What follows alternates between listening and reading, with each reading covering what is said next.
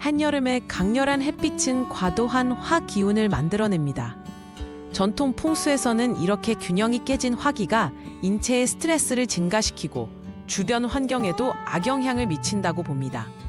실제로 35도가 넘는 날씨에는 실내 온도가 40도까지 치솟는 경우가 많아 건강과 정신 상태에 부정적인 영향을 줍니다.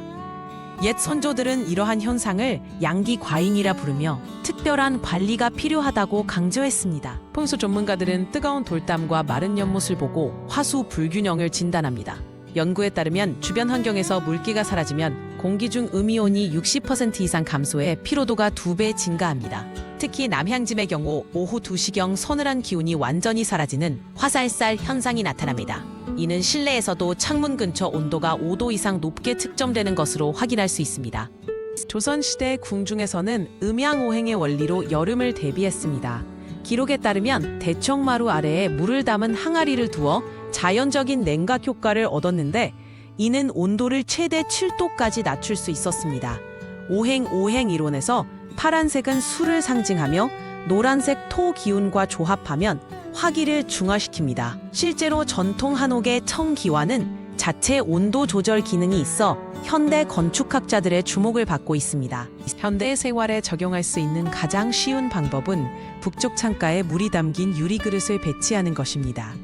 풍수 연구에 따르면 30cm 크기의 물그릇은 주변 세평 공간의 습도를 20% 조절할 수 있습니다. 특히 대나무로 만든 물시계는 장식성과 기능성을 모두 갖췄는데 물방울 소리가 스트레스 호르몬을 17% 감소시킨다는 연구 결과가 있습니다. 화장실이나 주방과 같이 이미 수기가 강한 공간은 제외하는 것이 원칙입니다. 남쪽 창문에는 담쟁이 덩굴을 키우는 것이 효과적입니다. 나사 연구에 따르면 담쟁이 덩굴은 공기 중 포름알데히드를 90% 제거할 뿐 아니라 직사광선을 40% 차단합니다. 풍수에서는 식물의 생기가 과열된 기운을 정화한다고 보며 특히 나무로 만든 발은 바닥에서 올라오는 화기를 흡수합니다. 중요한 것은 식물과 나무 소재를 3:7 비율로 배치해 너무 많은 이 기운이 화를 부추기지 않도록 하는 것입니다. 거실에서는 낮은 나무 탁자를 동북쪽에 배치해 시원한 기운을 유도합니다. 풍수 지침에 따르면 소파는 서쪽 벽에 붙여놓고 창문 쪽으로 30cm 이상 떨어뜨려야 공기순환이 원활해집니다. 부엌의 경우 화기를 상징하는 가스레인지와 냉장고, 수기를 마주보지 않게 배치해야 하며 최소 1.5m 이상 거리를 두는 것이 이상적입니다. 이러한 배치는 여름철 에너지 소비를 15%까지 절감할 수 있습니다.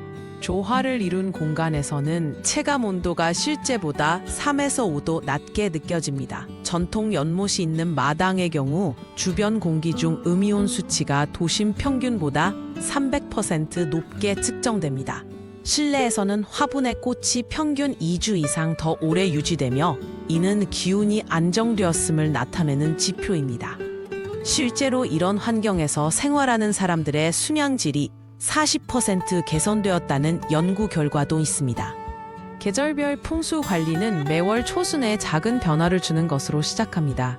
여름에는 아침마다 창문을 열기 전 북쪽 창에 물 500ml를 뿌려 공기를 정화하고 화기가 강한 오후 일주 3시에는 실내에서 푸른색 옷을 입는 것이 좋습니다. 소금을 활용한 방법도 효과적인데 목욕물에 소금을 타면 체내 화기를 70%까지 중화시킬 수 있습니다.